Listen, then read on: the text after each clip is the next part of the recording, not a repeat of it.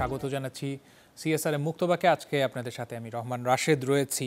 আগামী ৩ থেকে ৫ সপ্তাহের মধ্যে বোঝা যাবে যে দেশে করোনার যে নতুন সংক্রমণ ওমিক্রন তার পরিস্থিতি কোন দিকে মোড় নিবে।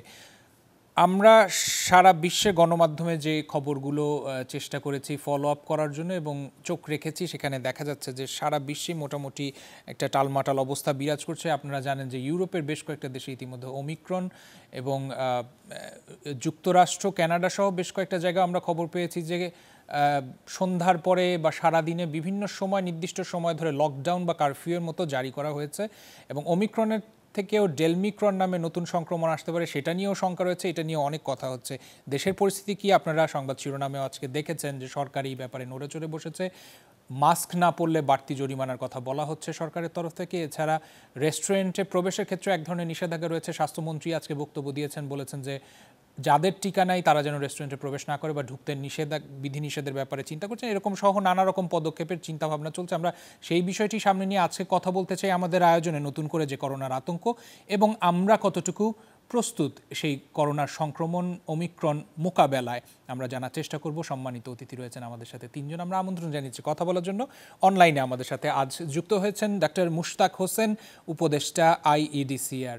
আমাদের সাথে এছাড়া যুক্ত হয়েছেন ডক্টর AM জাকির হোসেন, সাবেক আঞ্চলিক উপদেষ্টা বিশ্ব স্বাস্থ্য সংস্থা, এবং সেই সাথে আমাদের সাথে যুক্ত হয়েছেন ডক্টর আনোয়ারুল ইকবাল, সাবেক ইউনিট প্রধান, মহামারী নিয়ন্ত্রণ প্রস্তুতি, ICDDRB। আপনাদের তিনজনকে অনেক ধন্যবাদ, যুক্ত হওয়ার জন্য স্বাগত জানাচ্ছি আয়োজনে।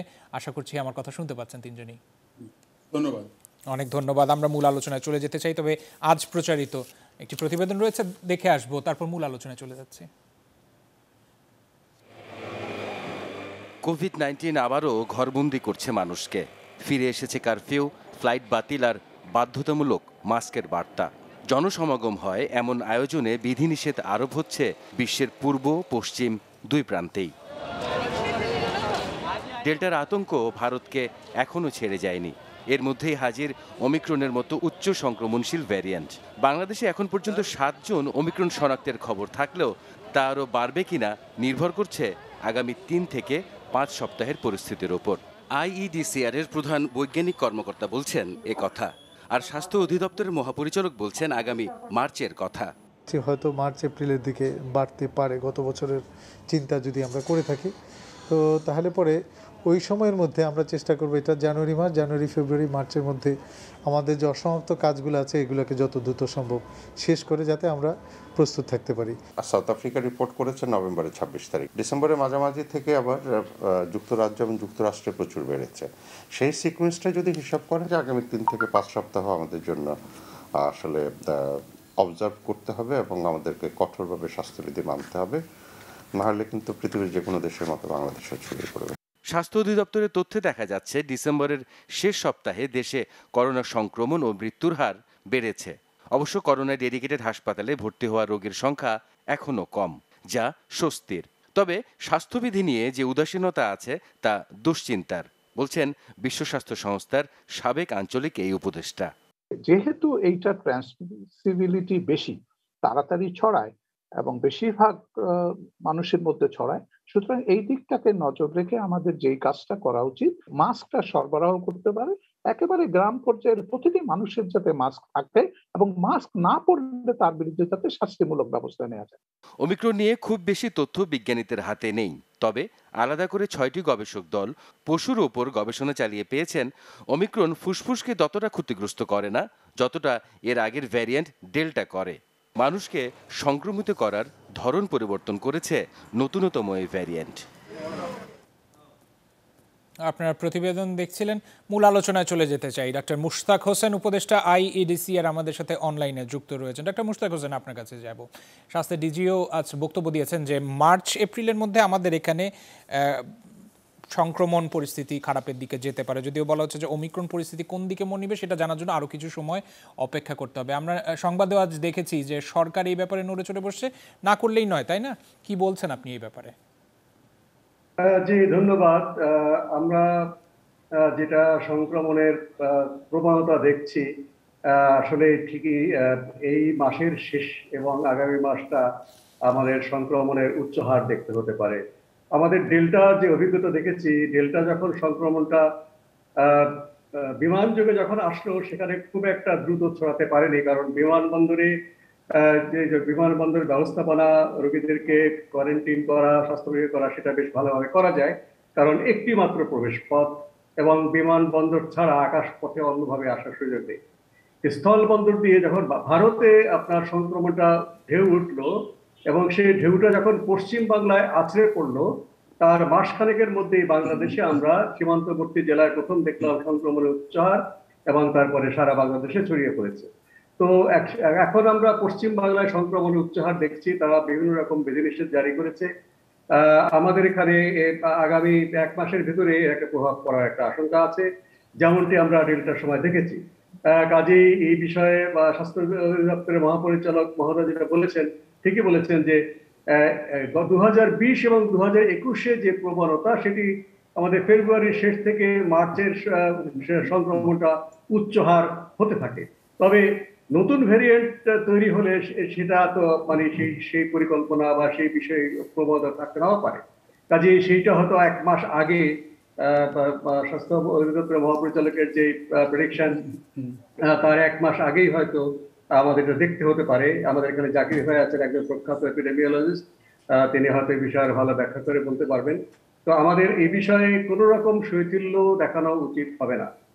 সংক্রমণটা যে সমস্ত দেশে ছড়িয়েছে, ইউরোপ, আমেরিকাতে, সেখানে ভ্যাকসিনের দেওয়ার হার অনেক বেশি।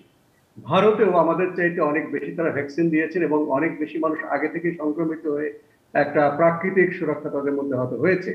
বাংলাদেশে আমাদের ভ্যাকসিন অধিকাংশ মানুষ এখনো দিতে পারেনি, যদিও প্রায় 40 ভাগ কোনো না কোনো ডোজ ভ্যাকসিন পেয়েছেন। এবং আমাদের সংক্রমণ ডেল্টার সময় হয়েছে, আমি ধরে নিলাম সবকিছু মিলিয়ে বাংলাদেশের মানুষের অর্ধেক হয় ভ্যাকসিন না হয় সংক্রমণ দ্বারা তারা কিছুটা প্রতিরক্ষা নিয়েছেন।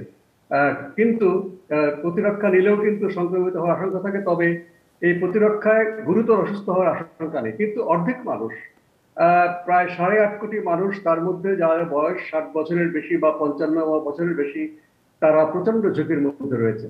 এবং সংক্রমণটা যদি ডেল্টার মতো আমাদের গ্রামাঞ্চলে ছড়িয়ে পড়ে, আমার মনে হয় সেই অবস্থাটা নিয়ন্ত্রণ করবার জন্য আমাদের বেশ বেগ পেতে হবে। আমাদের ডেল্টার অভিজ্ঞতা আছে, স্বাস্থ্য অধিদপ্তর যেমনটি বলছিলেন, যে সমস্ত ঘাটতিগুলো ছিল সেগুলো পূরণ করার চেষ্টা করা হচ্ছে। এটা আরো আমার মনে হয় আরো 1 মাস এগিয়ে আনা দরকার। মার্চ এপ্রিল ধরে প্রস্তুতি যদি হয় এবং ওমিক্রনটা গ্রামাঞ্চলে আছড়ে পড়ে ফেব্রুয়ারিতে, তাহলে কিন্তু বেশ আমাদের কষ্ট হবে। এখন থেকে আমাদের সর্বাত্মক ফাস্ট ট্র্যাকে কাজ করে, কমিউনিটিকে সম্পৃক্ত করে, সমস্ত সামাজিক শক্তি, সরকারের সমস্ত অর্গান, সরকারের সমস্ত যে দপ্তরগুলো রয়েছে, একসাথে যদি আমরা কাজ করি, নিশ্চয়ই আমরা এই চ্যালেঞ্জকে মোকাবেলা করতে পারব। অনেক ধন্যবাদ। আসবো আবার ডক্টর আনোয়ারুল ইকবাল, আপনার কাছে একটু যাই। যে ওমিক্রনের ভ্যারিয়েন্টের কথা বলা হচ্ছে, এর আগে ডেল্টা নিয়ে আমরা একটা কঠিন পরিস্থিতির মুখোমুখি হয়েছি। অনেক জায়গায় আমরা দেখেছি যে এটা নিয়ে অনেক দেশ টালমাটাল অবস্থায় ছিল, যদিও তাদের স্বাস্থ্য ব্যবস্থা অনেক বলা হয় যে সারা বিশ্বে অনেক বেশি জনপ্রিয়। ওমিক্রন সেই হিসেব করলে ওমিক্রন এবং ডেলমিক্রনের যে কথা বলা হচ্ছে, সেটা এই ডেল্টা থেকে কতটুকু পার্থক্য রাখে এবং কতটুকু ভয়াবহ হিসেবে প্রমাণিত হতে পারে আমাদের দেশের হিসেবে বা পরিস্থিতির স্বার্থে? জি, ধন্যবাদ। এবং চ্যানেল 24 এর সমস্ত দর্শকদের এবং আমার দুই আলোচকবৃন্দ, বিজ্ঞ আলোচকবৃন্দকে শুভেচ্ছা জানিয়ে বলছি।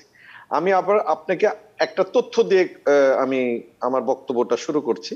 যেমন থাইল্যান্ড মেডিকেল নিউজ, এটা 1 জানুয়ারির আপনার বের হয়েছে। এটা হচ্ছে যে সাউদার্ন ফ্রান্সে নতুন আরেক ধরনের কিন্তু কোভিড-19 পাওয়া গেছে। সেটা কি? সেটা হচ্ছে B.1.640.2। আচ্ছা, এটা কি কোত্থেকে এসছে? এটা ক্যামেরুন থেকে এখন ছড়াচ্ছে এবং এটা 46 টাইমস আপনার মিউটেশন করে ফেলেছে। এখন আমরা কি আসলে ওমিক্রন, ডেলমিক্রন, ডেল্টা, এই যে নতুন যেটা আলফা, বেটা, এর পিছে ছুটবো, নাকি আমরা স্বাস্থ্যবিধি মেনে চলবো? যা আমি একটা কথা বলি, আপনি ভ্যাকসিন দেন না দেন, আপনার ভ্যাকসিন থাকুক না থাকুক, আপনি যাই করেন, আপনি যদি মাস্কটা পরেন ঠিক মতো, তাহলে তো আপনি কোনো ক্রনই আপনাকে কিন্তু অতটা আঘাত করতে পারবে না। এখন দেখেন, লাস্ট যে 4 মাসটা গেছে, এই 4 মাসে আমরা কিন্তু এমন স্বাধীন চেতা হয়ে উঠেছি, আমরা ধরেই নিয়েছি যে আপনার কোভিড চলে গেছে দুনিয়ার থেকে। আসলে তো তা না। যেমন ইউরোপে এটা হতে বাধ্য ছিল, আপনি জানেন যে আমি স্পোর্টস অ্যানালিস্ট হিসাবেও কাজ করি, যেমন আমি কিন্তু মেজরিটি টক শোতে আমি বলেছি, বিশেষ করে ইংল্যান্ড, জার্মানি, ইটালি এবং ফ্রান্স এরা পুরা স্টেডিয়াম উন্মুক্ত করে দিয়েছিল এবং পুরা স্টেডিয়াম পূর্ণ করে তারা দর্শক নিয়েছে উইদাউট মাস্ক, এবং কারো ভ্যাকসিন ছিল কারো ভ্যাকসিন ছিল না, সেই কারণে যা হওয়ার তাই কিন্তু হয়েছে, ওখানে কিন্তু সেইভাবে সংক্রমণ ছড়িয়েছে। এখন যেটা আমাদের খুব চটজলদি সিদ্ধান্ত, দেখেন পাবলিক হেলথ, আমি একটু আগেই মোস্তাক ভাইয়ের সাথে আরেকটা টক শোতে একই কথা বলেছি, আপনি যে সিদ্ধান্তটা আজকে নেবেন কালকে ইমপ্লিমেন্টেশন করতে হবে, আপনি যদি গ্যাপ দিয়ে দেন তাহলে কিন্তু বিপদ।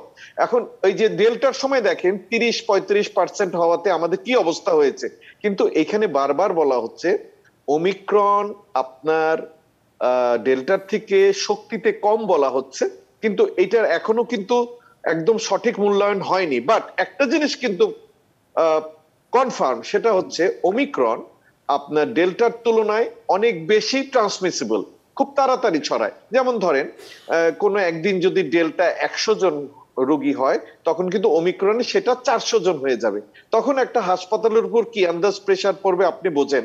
প্লাস আমরা যেটা বলছি, যেমন দেখেন অন্যান্য দেশে যারা বুস্টার ডোজ দিচ্ছে তারা কিন্তু 70-80%, 90% ভ্যাকসিনেশন দিয়ে তারপরে বুস্টার নিচ্ছে, আর আমরা কি করছি, আমরা হলো বুস্টার ডোজ আপনি দিচ্ছেন খুবই ভালো, এটা সবার জন্য ভালো, বিশেষ করে আপনার ফ্রন্টলাইনার যারা আছেন, তারপরে বয়স্ক মানুষ যারা আছেন তাদের আপনি দেন, কিন্তু যেই 70 বা 60% লোক এখনো ভ্যাকসিনই দেয় নাই, তাদের ভ্যাকসিনটা কিন্তু আগে দিতে হবে। যেমন উদাহরণ দেই, ধরেন আপনার স্টুডিওতে 100 জন লোক কাজ করে, আপনি 30 জনকে ডাবল ভ্যাকসিনেটেড করেছেন, 70 জনকে করেননি, ওই 30 জনকে আবার বুস্টার দিচ্ছেন, 70 জনকে দিচ্ছেন না, তো সেই ক্ষেত্রে কি হবে, সেই মানে করোনা কিন্তু আপনার অফিসে ঘোরাফেরাই করতে থাকবে, সে যাবে না কিন্তু।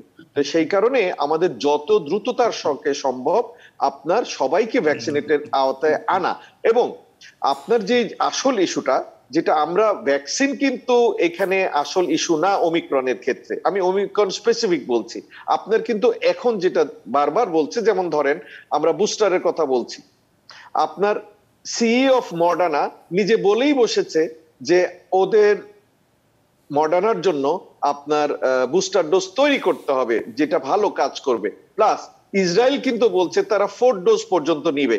তাহলে আমরা এখন দেখেন ভ্যাকসিন বের হোক সেটা ভালো, দিনে দিনে এমআরএনএ টেকনোলজিতে আমাদের কিন্তু অনেক দূর আমরা অগ্রসর হয়েছি, কিন্তু ধরেন আরো 5 রকমের নতুন নতুন স্ট্রেন কিংবা ভ্যারিয়েন্ট বের হলো, আপনি কয়টা ভ্যাকসিন দিবেন? সেই ক্ষেত্রে মেইন ইস্যুটা হচ্ছে যে আমাদের যে স্বাস্থ্যবিধি সরকার বেঁধে দিয়েছে, প্লাস আসল যেটা আমরা কিন্তু আপনার সাথে আজকের থেকে না প্রায় 2.5 বছর থেকে একই কথা বলে যাচ্ছি, আমাদের মেইন ভ্যাকসিন, আমাদের শ্যাডো ভ্যাকসিন, সেটা কিন্তু মাস্ক। আপনি যদি মাস্কটা পরেন এবং হাতটা ঠিক মতো ধোন, আপনি অনেক, শুধু আপনার করোনা না, অনেক অসুখ বিসুখ থেকে আপনি কিন্তু রেহাই পেয়ে যাবেন। যেমন আপনি যে ডেলমিক্রনের কথা বলছেন, আপনি তো নিশ্চয়ই ফ্লোরোনার কথা শুনেছেন, এটা হচ্ছে আপনার কোভিড-19 এবং ইনফ্লুয়েঞ্জা একসাথে হয়ে একটা নতুন ডিজিজ, ইসরায়েলে এই সংক্রমণ দেখা গেছে এখন পর্যন্ত। কারেক্ট। এরকম কিন্তু আপনার বের হতেই থাকবে, আমরা ওই দিকে ফোকাস না করি, কারণ আমরা সায়েন্টিফিক্যালি কিন্তু অত অ্যাডভান্স না, আমরা তথ্য দিয়েই কিন্তু আপনাদেরকে জানাই, প্লাস কি কি করতে হবে আমরা কিন্তু অন্য জায়গা থেকে শিখে বলি, যে সেই কারণে আমাদের প্রধান অস্ত্রইতে কিন্তু মাস্ক। এই মাস্কটা যদি আপনি ঠিক মতো পরেন, অন্য সবকিছু কিন্তু মোকাবেলা করা সম্ভব।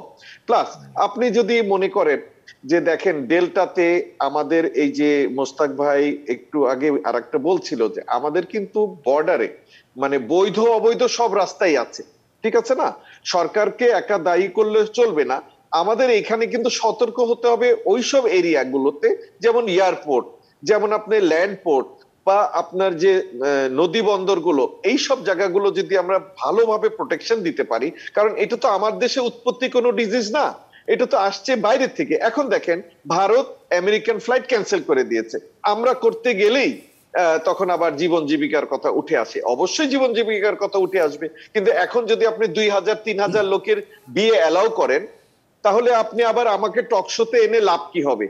মানে আমি বলতে চাচ্ছি, দেখেন যেমন সিনেমা হল, বিনোদন কেন্দ্র, আপনি যদি এখনো ঠিক আছে আপনি হাফ রাখেন, কিন্তু একটা রেস্টুরেন্ট আপনি যদি 2 জনও ঢোকান, সেই দুইজনের একজন যদি হয় সেখানে মাস্ক খুলে কিন্তু তারা খাওয়া দাওয়া করবে, সেখান থেকে কিন্তু আরো 10-12 জনের হয়ে যাবে। তো আপনার যেটা করতে হবে, কিছু স্ট্র্যাটেজি নিতে হবে। যেমন ধরেন রেস্টুরেন্টে টেক অ্যাওয়ে করে দেন, বন্ধ না করে টেক অ্যাওয়ে করে দেন। এর আগে আমরা এরকম পদক্ষেপ দেখেছিলাম। আজকে স্বাস্থ্যমন্ত্রী যদি বলেছেন যে করোনার টিকা প্রদর্শন করে রেস্টুরেন্টে ঢুকতে হবে, না হলে না। আমি এই প্রসঙ্গে আসবো। ডক্টর এম জাকির হোসেন আমাদের সাথে রয়েছেন, আপনার কাছে একটু যেতে চাই। আমরা সরকারকে দেখেছি ইতিমধ্যে আজকে সারাদিনে ওমিক্রন নিয়ে এবং করোনা সংক্রমণ ঠেকাতে বেশ কিছু পদক্ষেপ বা ঘোষণা আসছে, এরকম আমরা সংবাদেও প্রচার করেছি। সারা বিশ্বের যে পরিস্থিতি, এখন পর্যন্ত বলা হচ্ছে যে 4400-র মতো ফ্লাইট বাতিল করা হয়েছে।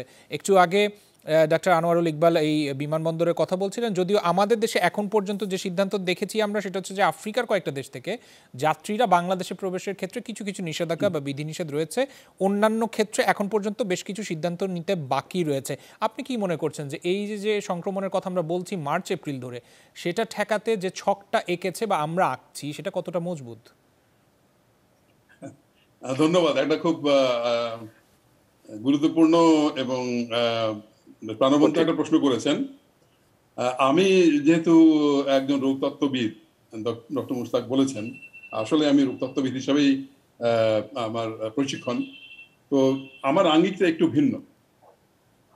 আমি একটা হিসাব নিচ্ছিলাম, সেখানে দেখলাম যে যদিও অমিক্রনের কারণে রোগটা সংক্রমণটা অনেক বাড়ছে, এবং আমরা এটাও শুনেছি যে অমিক্রনের যে সংক্রমণের হার সেটা ডেল্টার চাইতে 5 থেকে 10 গুণ বেশি।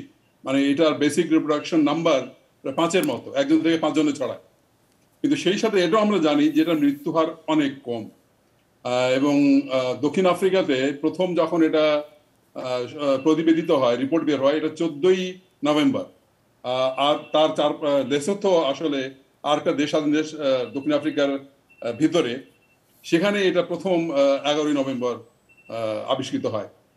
এই 2 মাসের মধ্যে, মানে 11 আর 14 তারিখে বের হওয়া মানে নিশ্চয়ই এটা আরো আগেই নভেম্বর শুরুতেই একেবারে এটা সংক্রমণ শুরু করেছে। এখন কিন্তু দক্ষিণ আফ্রিকা 1 সপ্তাহ ধরে কিন্তু সংক্রমণের হার কমে যাচ্ছে। একটা রোগতাত্ত্বিক শিক্ষা হলো যে রোগটা খুব দ্রুত সংক্রমণ করে সেটা খুব দ্রুত পড়ে যায়। আর মৃত্যুর হার আমি দেখছিলাম যে কানাডা, যুক্তরাষ্ট্র, ইংল্যান্ড, ফ্রান্স, এই সমস্ত দেশে আসলে মৃত্যু হার অনেক কমে গেছে। যেমন কানাডাতে নভেম্বরে ছিল আপনার 1.2 মৃত্যু হার, এখন এটা হলো 0.12, কিন্তু সংখ্যা বাড়ছে, সংক্রমণটা বাড়ছে। যুক্তরাষ্ট্রে ছিল 1.5, 1.5 মৃত্যু হার, এখন দেশে 0.34, 0.34, মানে অনেকখানি কমে গেছে। ইউকেতে কিন্তু অনেক সংখ্যা বাড়ছে, কিন্তু মৃত্যু হার আগে ছিল 0.48, এখন কিন্তু 0.1-এর নিচে। তো মৃত্যু হার কিন্তু অনেকখানি কম, এটা আমরা সবাই জানি। আমি শুধু এই সংখ্যাগুলো উল্লেখ করে আশ্বস্ত করতে চাইলাম যে আমাদের এত ভয় পাওয়ার কিছু নাই। ভারতে সংখ্যা বাড়ছে, মৃত্যুও বাড়ছে।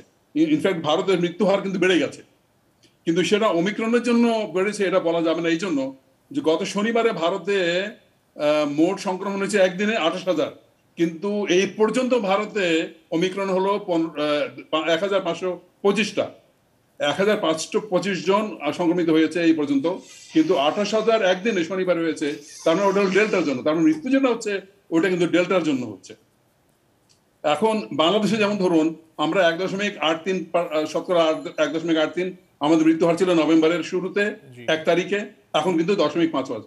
মানে ভয়ের তেমন কিছু নেই। অনেকে কিন্তু আবার অন্য কথা বলছেন, যেমন কিছুদিন আপনার ইয়েতে বোধ হয় দক্ষিণ আফ্রিকা বলেছিল ওমিক্রন থেকে তাদের মৃত্যু হার ডেল্টার চাইতে 80% কম। আবার ইংল্যান্ড এবং আমেরিকা 3টা গবেষণা হয়েছে, তারা বলছে 67% কম। তো এইটা হলো একটা দিক। বাংলাদেশ থেকে যেমন কালকে স্বাস্থ্য অধিদপ্তর বলেছে যে 1 সপ্তাহের ব্যবধানে সংক্রমণের হার অন্তত 60% বেড়েছে, এবং আমরা দেখেছি যে পশ্চিমবঙ্গে স্কুল কলেজগুলো বন্ধ করার ঘোষণা দিয়েছে সেখানকার। বাংলাদেশে কি পরিস্থিতি একটু জেনে আসতে চাই, এই প্রসঙ্গে একটু আসতে চাই। ডক্টর জাকির হোসেন, একটু সময় চেয়ে নিচ্ছি, একটা বিরতি থেকে আসছি, তারপর আপনার কাছে আসবো আবার। সিএসআর এর মুক্তবাক দেখছেন, একটা বিরতির সময় হয়েছে, সাথে থাকুন, একটু পর আসবো।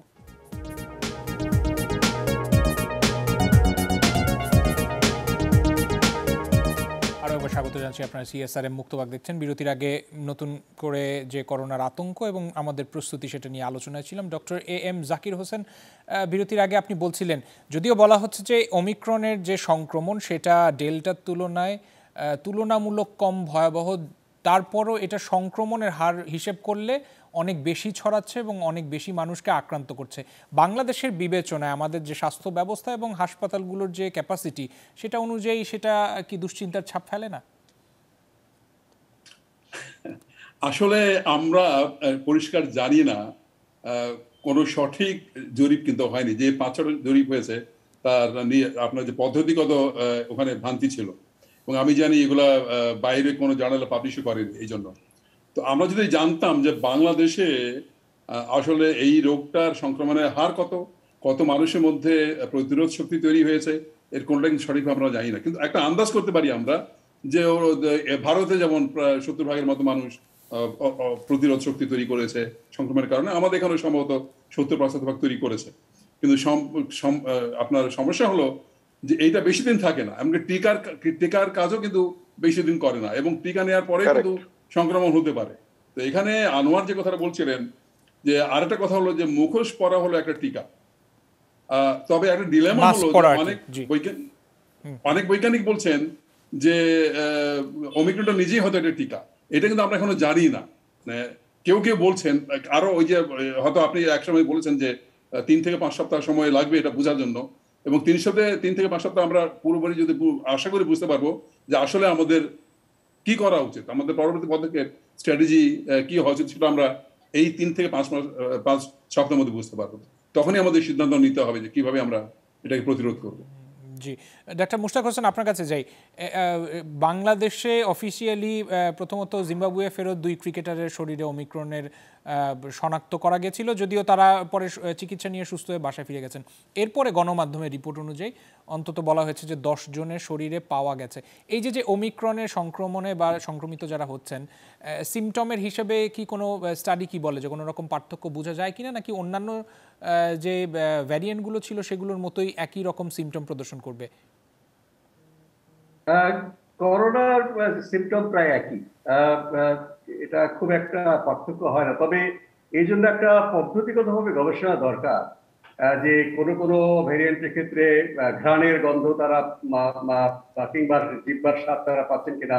দক্ষিণ আফ্রিকাতে তারা বেশ কিছু গবেষণা করেছে, তারা সেখানে বলছে যে তাদের টেস্টে কোনো একটা চেঞ্জ হচ্ছে না, আবার কারোর মধ্যে জ্বর নেই, কিংবা হয়তো এই ধরনের নানা রকম ভেরিয়েশন আছে।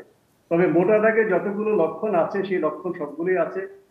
এই ওমিক্রনের বিষয়ে বলা হচ্ছে যে সিমটম মৃদু বা সিমটম কম, এদের সংখ্যা বেশি। এটা কিন্তু আমরা করোনা ভাইরাসের অন্যান্য ক্ষেত্রে দেখেছি, 80% যারা আছেন তাদের লক্ষণগুলো একেবারেই মৃদু অথবা বোঝাই যাচ্ছে।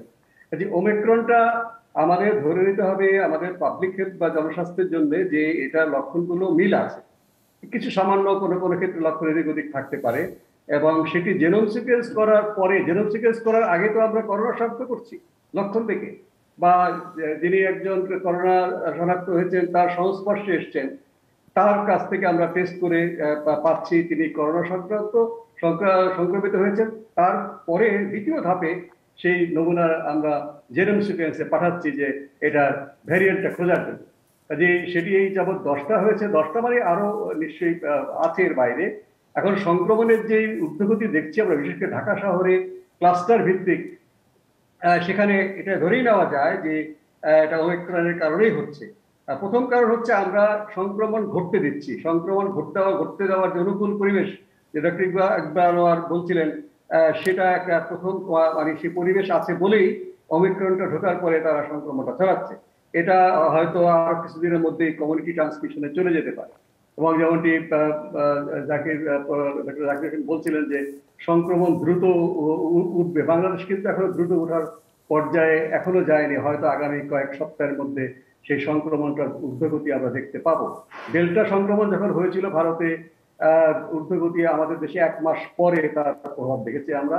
সীমান্ত ব্যবস্থাপনা আমাদের মোটামুটি ভালোই ছিল, এই সীমান্ত ব্যবস্থাপনা আমাদের চলে যেতে হবে। এখন শুরু হয়েছে অবশ্যই সীমান্ত ব্যবস্থাপনা পরীক্ষা করা হচ্ছে, তবে র্যাপিড অ্যান্টিজেন টেস্ট যদি করা হয়, যেখানে যেখানে কমিউনিটি ট্রান্সমিশন যে সমস্ত দেশে আছে সেখানকার যাত্রীরা যখন অ্যান্টিজেন টেস্ট করা হবে তাদের মধ্যে করোনা সংক্রমণটা ধরা পড়বে। তবে নেগেটিভ যাদের হবে তাদেরকেও কিন্তু আরটিপিসিআর পরীক্ষা করা দরকার, তবে তাদেরকে হয়তো ছেড়ে দিতে হবে সীমান্ত থেকে। তাদেরকে বাসা বাড়িতে যাওয়ার পরে তাদেরকে খবর দেওয়া যাবে তারা পজিটিভ হয়েছে কিনা, এবং তাদেরকে অবশ্যই আমাদেরকে পরামর্শ এবং সহযোগিতা করতে হবে তারা যেন তাদের যার যার বাড়িতে গিয়ে নিজেরা অন্যদের কাছ থেকে আলাদা থাকেন। এটুকু না করলে কিন্তু আমরা সংক্রমণ হয়তো একসময় বেড়ে যাবেই। যতখানি আমরা বিলম্ব করতে পারি আমাদের ক্ষয়ক্ষতিটা ততখানি আমরা নিয়ন্ত্রণ করতে পারবো। এবং বিশেষ করে বাংলাদেশে যারা টিকা নেননি বা কিংবা সংক্রমিত হননি, আমার ধারণা প্রায় অর্ধেকের মতো মানুষ সেই ঝুঁকির মধ্যে রয়েছেন। তাদের মধ্যে বিশেষ করে যা বয়সটা বেশি, জাকির ভাই বলেছেন সেটা 30 ভাগ, যাই হোক 30 এবং 50 যেটাই হোক না কেন, আমাদের জনসংখ্যা বিচারে যদি 30 ভাগও হয়, আপনি 17 কোটি মানুষের মধ্যে অনেক সেটা, কাজেই সেই ঝুঁকিটা নেওয়া যাবে না। এখানে প্রায় গুরুতর ঝুঁকির মধ্যে লক্ষাধিক মানুষ রয়েছে। সেক্ষেত্রে আমাদের কোনোভাবেই অবহেলা করা যাবে না। এবং আমাদের হাসপাতালগুলো অনেক ক্যাপাসিটি বেড়েছে, বেড বেড়েছে, অক্সিজেন বেড়েছে, তারপরেও আমাদের জনসংখ্যা অনুপাতে এবং কোভিড যদি আমাদের জনসংখ্যা 30 ভাগ লোক আক্রান্ত হয়, তাহলে যে পরিমাণে গুরুতর অসুস্থ ব্যক্তি তৈরি হবে সেটা সামাল দেওয়া কিন্তু আমাদের হাসপাতালে সম্ভব নয়। এবং আমার মনে হয় পৃথিবীর কোনো দেশের হাসপাতালে, দেশে হোক না কেন, যদি একসঙ্গে এত রোগী অসুস্থ হয়ে পড়ে তাদেরকে সেবা দেওয়া যায় না। কাজে অসুস্থতা যেন কমানো যায় সেই কাজটি আমাদের করতে হবে। যত রোগী শনাক্ত হচ্ছে এখন তাদের সবাইকে আমাদের খোঁজ খবর করতে হবে, তারা আলাদা থেকে চিকিৎসা দিতে পারছে কিনা, তাদের সংস্পর্শে কারা আছেন। এই কাজটি করছে আইডিসিআর, যেটাকে কন্ট্যাক্ট ট্রেসিং বলি আমরা এপিডেমিওলজির ভাষায়, যে সংযোগ খোঁজানো। কিন্তু এটা আরো জনবল প্রয়োজন হবে। এই জনবল দিয়ে কিন্তু যেভাবে রোগীর সংখ্যা বাড়ছে, প্রতিদিন 500 বা 600 কোনো মতে সামাল দেওয়া যাচ্ছে, এবং যারা সংস্পর্শে আসছেন তাদেরকে টেস্ট করতে উৎসাহিত করা হচ্ছে। এই টেস্টের বিষয়ে কিন্তু কারিগরি পরামর্শ কমিটি বলেছে যে এটা বিনা পয়সায় করা দরকার। বিশেষ করে আমি যখন একজনকে পরামর্শ দেবো সরকারের পক্ষ থেকে আপনি টেস্ট করুন, আমার টাকা যদি তার পকেট থেকে পয়সা গুনতে হয়, এটা কিন্তু একটা ডিসকারেজিং হবে। কাজেই এখন এক সময় এসছে এটা কার্যকরী করা হচ্ছে। যেখানে যেখানে কমিউনিটি ট্রান্সমিশন হচ্ছে বা আশঙ্কা দেখা দিচ্ছে, সেখানে আগে থেকেই ঘোষণা দেওয়া যে জনস্বাস্থ্যের কারণে যাদেরকে আমরা টেস্ট করতে বলছি তাদের কাছ থেকে যেন পয়সা না দেওয়া হয়। তাহলে আমরা শনাক্ত রোগীদের ব্যবস্থাপনার মধ্য দিয়ে সংক্রমণের যে প্রাথমিক উৎস সেটার থেকে আমরা সুরক্ষিত রাখবার জন্য একখানে এগিয়ে যাব। দ্বিতীয় হচ্ছে স্বাস্থ্যবিধির কথা আমরা সবাই বলছি, বিশেষ করে ভিড়ের মধ্যে ভিড়টাকে এড়িয়ে চলা, ভিড়টাকে নিয়ন্ত্রণ করা, এবং মাস্ক অবশ্যই পরা। মাস্ক পরে বিভিন্ন ডক্টর ইকবাল আনোয়ার খুবই জোর দিচ্ছেন, অবশ্যই আমাদের জোর দেওয়া উচিত। এই মাস্ক পরা, ভিড় নিয়ন্ত্রণ করা এবং দূরত্ব বজায় রাখা এবং সাবান দিয়ে হাত ধোয়ার ব্যবস্থা রাখা পাবলিক প্লেসে, এটা হচ্ছে সংক্রমণের অজানা উৎস থেকে আমাদেরকে সুরক্ষিত রাখবে। আর ভবিষ্যৎ সংক্রমণ থেকে সুরক্ষিত থাকার জন্য, বিশেষ করে গুরুতর অসুস্থ সুরক্ষিত থাকার জন্য আমাদের ব্যাপক টিকাদান, এই টিকাদানের কর্মসূচি এখন চলছে প্রত্যেকটা ওয়ার্ডে, গ্রামে এবং শহরে টিকাদান হচ্ছে। এখানে মানুষকে অবশ্যই আন্দোলনে উৎসাহিত করতে হবে। রেজিস্ট্রেশনের যে সমস্ত জটিলতা ছিল সেগুলো দূর করা হয়েছে, যে তারা অন দ্য স্পট একজন টিকা যিনি দিতে চাচ্ছেন তিনি টিকাদান কেন্দ্রে এসেই তার নামটা তালিকাভুক্ত করতে পারছেন। সবারই হয় এনআইডি রয়েছে, না হয় জন্ম নিবন্ধন রয়েছে। এটা আমাদের উৎসাহিত করতে হবে। তাহলে আমরা এই সংক্রমণের যে ঢেউ আসা আশঙ্কা করছি এই মাসের শেষ বা আগামী মাসে, নিশ্চয়ই সেটাকে আমরা ভালোভাবে অনেক অনেক ধন্যবাদ ডক্টর আনোয়ারুল ইকবাল। আপনি বিরতির আগে বলছিলেন যে ইউরোপে এটা আসন্নই ছিল, কেননা স্টেডিয়ামগুলোতে দেখা গেছে যে স্বাস্থ্যবিধি না মেনেই অনেক মানুষ একসাথে একত্র হয়েছে, খেলা উপভোগ করেছে এবং মাস্ক পরার উপরে কোনো জোরাজুরি বা বিধিনিষেধ ছিল না। আমাদের দেশেও তো সামাজিক অনুষ্ঠানগুলো এখন চলছে, সেই ক্ষেত্রে আমাদের দেশে এখন পর্যন্ত যে গণজমায়েত হচ্ছে, রাজনৈতিক সমাবেশও আমরা কোথাও কোথাও হতে দেখছি, নির্বাচন চলছে, স্থানীয় সরকার নির্বাচন, কিভাবে সতর্কতা বজায় রাখা উচিত বলে মনে করেন? জি দেখেন, আমি তো একটা নৌকায় উঠে দুই নৌকায় যদি পা রাখি তাহলে আমাদের বিপদ হবে। তো সুতরাং আপনার যে কোনো একটা চয়েস করতে হবে। আইদার আপনি ছেড়ে দেন, কারণ কি এখন দেখেন 16 তারিখে আমি যতটুকু জানি যে নারায়ণগঞ্জে আপনার মেয়র ইলেকশন। আমার এই কথা দিয়ে কি তাকে আমি আটকাতে পারবো? এত ইম্পর্টেন্ট একটা ইস্যু।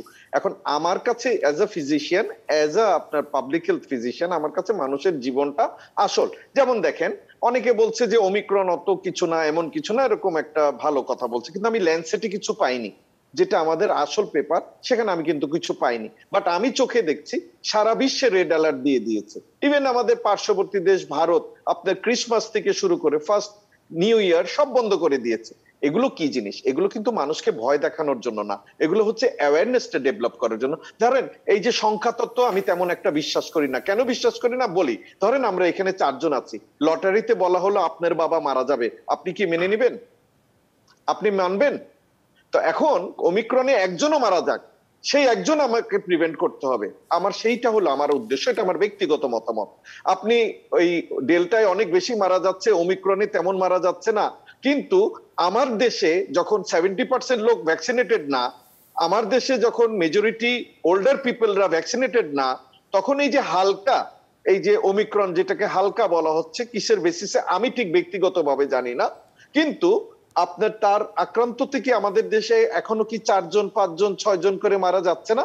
হ্যাঁ, আমি বলতে পারি সেটা আপনার ডেল্টা থেকে হতে পারে। তাহলে এখান থেকে পরিত্রাণের উপায় কোনটা? মাস্ক। কারণ কি আপনার ভ্যাকসিন দিলেও কিন্তু আপনার ওমিক্রনতে আক্রান্ত হচ্ছে। আমি নিজের কথাই বলি, আমি ডাবল ভ্যাকসিনেটেড হয়েও আমি কিন্তু হাসপাতালে ভর্তি হয়েছি, আমি ডাবল মাস্ক পরতাম, কিন্তু মাস্কটাও কিন্তু আপনার 100% প্রোটেকশন দেয় না। সেই ক্ষেত্রে যদি আমরা নাই পড়ি, এখানে দেখেন আজকে আরেকটা টকশোতে একজন খুব ভালো কথা বলেছে, এই মাস্ক পরাটা তো শুধু আপনার জন্য না, আমার জন্য। আপনি আজকে নিউসেন্স ক্রিয়েট করবেন, তার জন্য আমি এফেক্টেড হব, এটা তো আমি মানতে পারি না, তাই না? আমার দ্বারা তো আপনিও হতে পারেন, আপনার দ্বারা জাকির ভাই হতে পারে, জাকির ভাই দ্বারা মুস্তাক ভাই হতে পারে। তো সুতরাং আমাদের কিছু একটা করতে হবে, সেই কিছুর মধ্যে কি স্বাস্থ্যবিধিটা মেনে চলা, এবং আমাদের সেই স্বাস্থ্যবিধির মধ্যে আমরা করতে পারবো কি। দেখেন আমরা কত কিছু বলেছি এই যে 2.5 বছর ধরে। হ্যাঁ, আপনি একটা পাবলিক ট্রান্সপোর্টে কখনোই কি আপনি দেখেছেন যে বাস বোঝাই দাঁড়িয়ে আছে সব সময়, কিন্তু সেটা করোনা হোক নন করোনা হোক? আমরা কি কখনো গার্মেন্টস বন্ধ করতে পেরেছিলাম? পারিনি, কারণ আমরা গার্মেন্টস এর কাছে জিম্মি হয়ে আছি এবং থাকবো। কিন্তু বললাম তো, ন্যাচারালি এবং আল্লাহর রহমতে আমাদের দেশে ওই রকম ক্ষয়ক্ষতি হয় নাই দেখে আজকে আমরা এত বড় গলায় কথা বলতে পারছি। ইয়েস, আমাদের কি কিছু অর্জন হয়নি? 100% হয়েছে। আমরা অনেক কিছু শিখেছি, অনেক দেখেন আমাদের দেশে কিন্তু এত পরিমাণে ডাক্তার চলে গেছেন, তাদের ফ্যামিলিকে একটু জিজ্ঞেস করেন যে করোনাটা কি, আমার সাথে কথা না বলে তারা বলতে পারবে যে করোনাটা আসলে কি। এখানে যদি আমি ধরেন 5 জনে 6 জন 6 জনে 7 জন সংখ্যা দিয়ে বুঝাই, তাহলে কিন্তু এটা হবে না। ঠিক আছে, এই সব জায়গায় কিন্তু স্ট্যাটিস্টিক্স চলে না। কিন্তু আপনার জিনিসটা যেটা আমাদের দেখেন, আমরা যেটা অনেক কিছু জেনেছি, যেমন আগে পিপিইটাই পড়তে পারতাম না, সেখান থেকেও আমাদের কিন্তু রোগ ছড়িয়েছে। আমরা কিন্তু পিপিই ঠিক মতো খুলতেও হয় কিন্তু ঠিক মতো। এই তারপরে অক্সিজেনের যে ক্রাইসিস ছিল, অক্সিজেন অনেক অংশে এখন সরকার কিন্তু আপনার বেডের সংখ্যা পর্যন্ত বাড়িয়েছে, সবকিছু হয়েছে। কিন্তু তারপরেও যে করোনায় আপনার কি ইফেক্টটা থেকে যাবে, একজন করোনাতে কাউকে যদি আক্রান্ত হয় তার কি কি হবে, এটা কিন্তু কেউ এখনো বলতে পারছে না। এই ইফেক্ট গুলো আপনার 5-6 বছর পরে কিন্তু বের হয়ে আসবে, এবং তখন বুঝবেন যে একটা প্যান্ডেমিক আসলে কি জিনিস। কারণ অটোই তো আপনার 3 বছরের বেশি প্যান্ডেমিক থাকবে না, তাহলে আমরা হাত পা বন্ধ করে বসে থাকি, 3 বছর পরে তো চলে যাবে, যে মরে মরুক। এটা তো করা যাবে না। আমাদের তাহলে একটা কিছু অ্যাওয়ারনেসের ডেভেলপমেন্টের জন্য কিছু করতে হবে। সেই কিছুটা কি? দেখেন এখন যখন অফিস আদালত খোলা আছে, খোলা থাক, বন্ধ করতে বলছি না, লকডাউনে যেতে বলছি না, বলতে চাচ্ছি এইভাবে যে আপনি একদিন হাফ করে দেন। ধরেন ওই যে কথাটা আপনাকে আমি বললাম যে কোনো একটা অফিসে যদি 50 জন কাজ করে, সোমবারে তা 25 জন গেল, মঙ্গলবারে অন্য 25 জন গেল, এইভাবে আপনি করতে পারেন। স্কুলের কোমলমতি ছেলেরা দেখেন বাইরে কেন 12 বছরের নিচেও ভ্যাকসিন দিচ্ছে, বলেন কেন দিচ্ছে? তাদের প্রোটেকশনের জন্য। আমরা কি দিতে পেরেছি? আমরা কিন্তু দেই নাই। তাহলে এই বাচ্চারা যদি এফেক্টেড হয়, একজনও যদি হয়, আপনার মেয়েই হলো, তখন আপনার কেমন লাগবে? সেই বাচ্চাটার কি ইফেক্ট হবে আমরা কিন্তু বলতে পারছি না। এখন অনেক কিছু বের হয়ে আসছে যে ঠিক মতো ঘুম হয় না, ঘুমে মানে আপনার ডায়াবেটিস যাদের নাই তাদের ডায়াবেটিস হয়ে যাচ্ছে। আমরা তো না জেনে অনেক কিছু বলে ফেলি, যে বলে দিচ্ছি যে এইটা হলে এটা হবে, এটা হলে এটা হবে। No, it is not like that. এবং আমরা তো এটাও জানি যে করোনার থেকে রোড অ্যাক্সিডেন্টে আমাদের দেশে বেশি লোক হয়তোবা মারা যায়, করোনার থেকে হয়তোবা দেখা যাবে যে আমাদের লাং ডিজিজ কিংবা ক্যান্সারে লোক বেশি মারা যায়। হ্যাঁ, এখন সেই তুলনা তো করলে চলবে না। আমাদের দেশ যেরকম, আমাদের মানুষও সেই রকম। আমাদের সেই মানুষগুলোকে অ্যাওয়্যার করতে গেলে, যেমন ধরেন আপনি এখন যদি বিএনপি আন্দোলন করছে, আপনি যদি এখন করোনার কথা তাদের বলেন, শুনবে না। আপনি যদি ওয়াজ মাহফিল বন্ধ করতে যান, আপনাকে মুরতাদ বা বেদাত বলে বের করে দিবে। আপনি কি এখন মসজিদে লোক কমাতে পারবেন?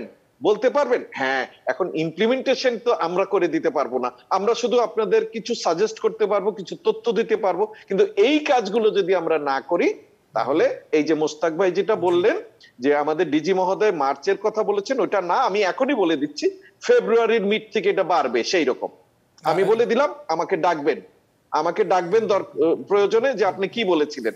যদি এই হারে আমরা প্রোটেক্ট না করতে পারি এয়ারপোর্ট, স্থলবন্দর ওরকম, তখন কিন্তু আমাদের সেইভাবে মার্চে বাড়বে না, ফেব্রুয়ারিতেই বাড়বে। তাহলে সতর্কতামূলক তো ব্যবস্থা নেওয়া নিশ্চয়ই জরুরি। ডক্টর জাকির হোসেন, তাহলে সেই ক্ষেত্রে কোন কোন বিষয়ে এই মুহূর্তে মনোযোগ দেওয়া উচিত আমাদের বলে মনে করেন? আমি একটা সামগ্রিক চিত্র আঁকার চেষ্টা করি। ভাইরাসটা আমরা জানি যে এটা যে কোনো ভাইরাস, এটা শীতের মধ্যে এটা শক্তি বাড়ে, এবং যদি জলীয় বাষ্প বেশি থাকে তাহলে এর কার্যকারিতা কমে যায়। তাহলে এই যে আপনার জলবায়ুর যে প্রভাবটা, সেটা আমাদের মনে রাখতে হবে। ফেব্রুয়ারি মার্চে সেটা কি অবস্থায় দাঁড়াবে, আপনার জলীয় বাষ্প কতখানি থাকবে আর শৈত্য কতখানি থাকবে, এইটা একটা। আর মানুষের ব্যবহার, আমি মুখোশ পড়তে এই জন্য বলবো যে আমরা জানি না, এখনো কিন্তু ডেল্টা আমাদের দেশে আছে, এবং ডেল্টা কিন্তু প্রচুর মৃত্যু ঘটায়। সুতরাং যতক্ষণ না আমরা না জানি যে ভাইরাসটা কি, এবং ধরেই নিচ্ছি আমরা এখন যে ডেল্টা, সুতরাং মুখোশ পড়তে হবে, অন্য মানুষ থেকে দূরে থাকতে হবে। কিন্তু একটা সময় আসবে যে প্রায় 80-90% মানুষই হয় টিকা পাবে, নইলে সংক্রমিত হয়ে যাবে, যত কিছুই হোক না কেন। টিকা নেওয়ার পরে কিন্তু সংক্রমণ হচ্ছে, মুখোশ পরার পরে সংক্রমণ হচ্ছে। কিন্তু সুবিধাটা হলো এই যে এগুলোর ফলে যে ভাইরাস যতখানি শরীরে ঢোকে, ওটা শরীরের জন্য মারাত্মক হয় না, এক। দ্বিতীয় কথা হলো, যাদের মধ্যে রোগ প্রতিশক্তি আছে তাদের চাইতে বরং যারা বয়স্ক, যাদের মধ্যে প্রতিশক্তি কম, তাদেরকে আমাদের ওইখানে আমাদের নজর দেওয়া উচিত বেশি করে, তারা যাতে সংক্রমিত না হয়। এবং আরেকটা সমস্যা হলো যে ওদেরকে টিকা দিলেও কিন্তু তার মধ্যে কিন্তু আসলে প্রতিরোধ শক্তি খুব বেশি তৈরি হয় না। ক্যান্সার রোগীর মধ্যে প্রতিরোধ শক্তি তৈরি হয় না, এরকম অন্যান্য ওষুধ খায় তাদের মধ্যে প্রতিরোধ শক্তি তৈরি হয় না। তাদেরকে আপনি টিকা দিয়েও আপনি কিন্তু রক্ষণ করতে পারবেন না, ওদেরকে আইসোলেশন করে আলাদা করে রাখতে হবে। এই ধরনের অনেকগুলো স্ট্র্যাটেজি আছে যেগুলো আমরা বলি সেগমেন্টেড স্ট্র্যাটেজি, বিভিন্ন বয়সের বিভিন্ন মানুষের জন্য।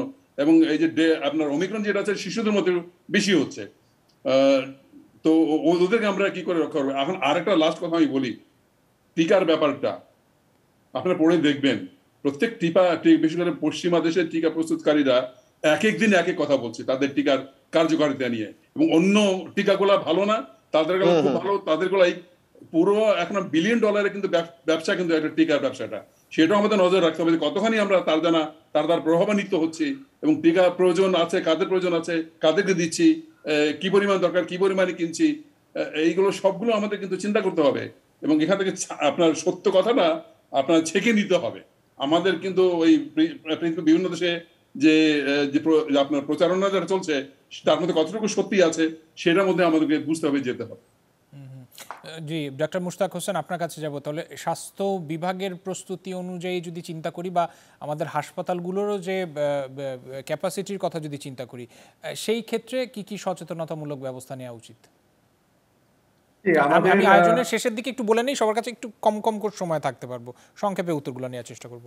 আমাদের আসন্ন ওমিক্রনের যে একটা উদ্যোগতি দেখছি, মোকাবেলা করার জন্য আমাদের সকলে একসাথে করতে হবে। প্রথমত আমরা যেন সংক্রমিত না হই সেই ব্যবস্থাটা করতে হবে। যারা ইতিমধ্যে শনাক্ত হয়েছেন তাদের সাথে যোগাযোগ রেখে স্বাস্থ্য বিভাগকে তাদেরকে আলাদা করে রাখা, এবং তাদের পরিবারের সদস্যরা যেন আলাদা থাকতে পারে সেই ব্যাপারে সহায়তা করতে হবে, এবং চিকিৎসা পরামর্শ দিতে হবে তারা যেন গুরুতর অবস্থায় না যায়। এটা 1 নাম্বার।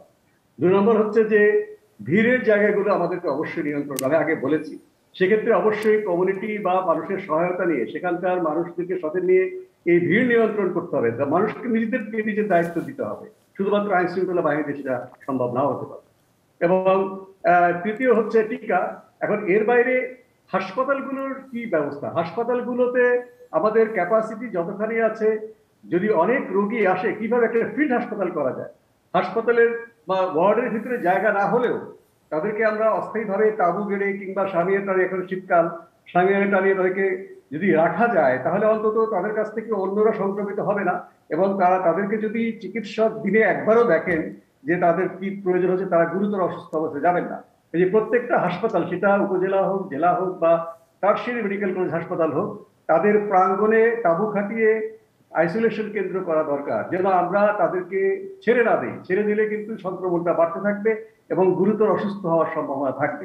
এছাড়া যে সমস্ত যন্ত্রপাতি বিষয়ক প্রস্তুতি, কেন্দ্রীয় অক্সিজেন সাপ্লাই কিংবা সেগুলো তো আমাদের আছেই, যে অ্যাম্বুলেন্সের ব্যবহার করা এবং দ্রুত রোগী পরিবহন করা, সব জায়গায় তো আইসিইউ নেই, যেখানে আইসিইউ রয়েছে তাদের সাথে একটা পরিবহন ব্যবস্থা করা, এগুলো প্রস্তুতি হচ্ছে। কাজেই প্রতিরোধ করা, সংক্রমণ নিয়ন্ত্রণ করা এবং সংক্রমিত হয়ে গেলে তাদেরকে দ্রুত চিকিৎসার আওতায় আনা, এই কাজগুলো আমাদেরকে সবাই মিলে করতে হবে।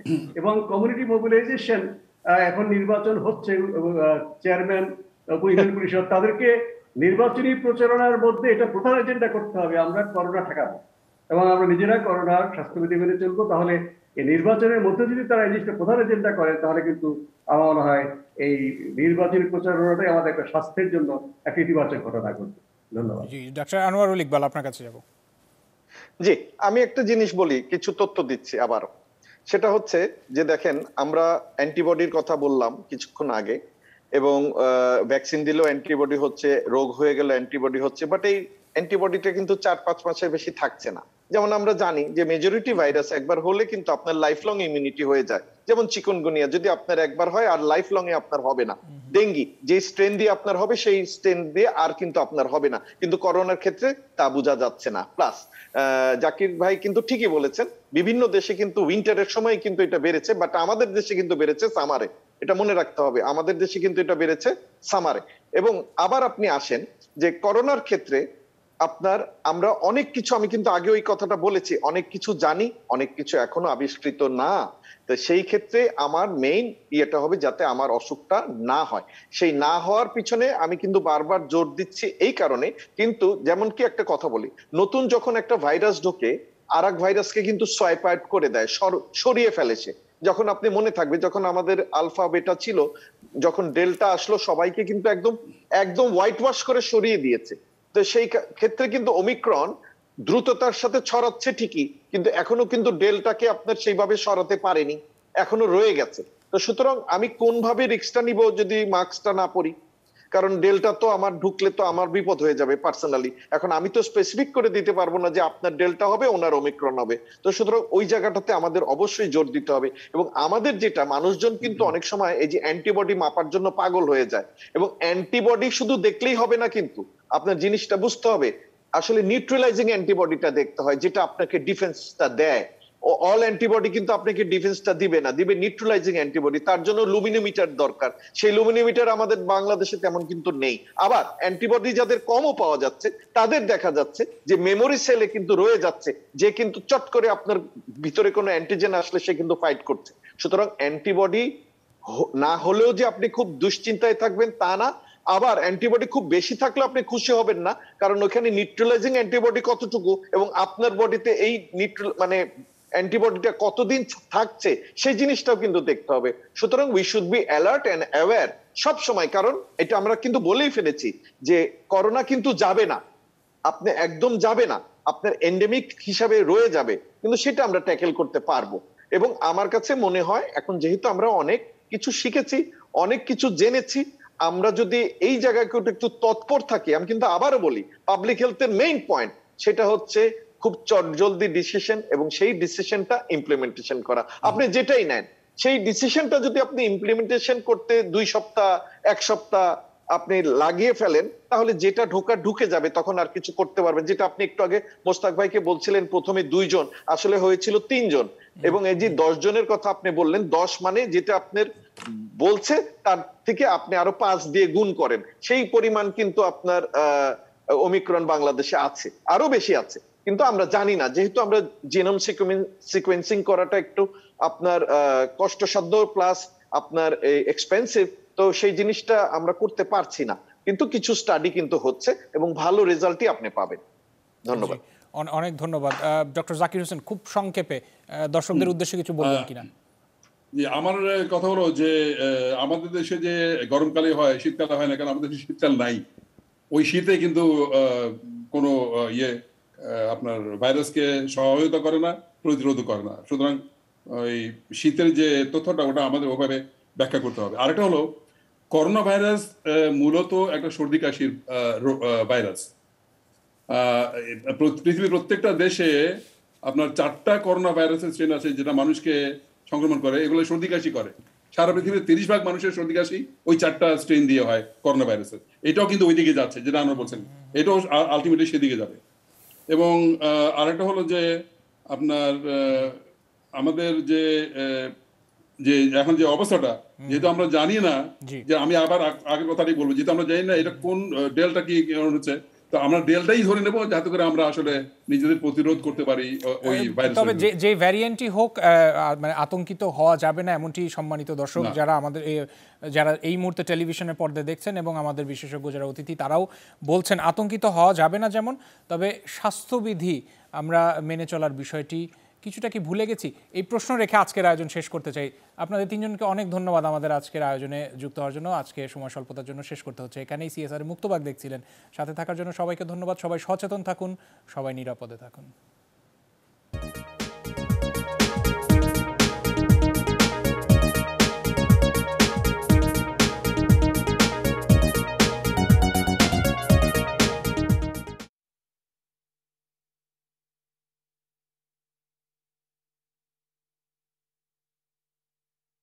সব সময় সব দিকের সব খবর পেতে সাবস্ক্রাইব করুন এবং বেল আইকনটি প্রেস করে আপডেট থাকুন।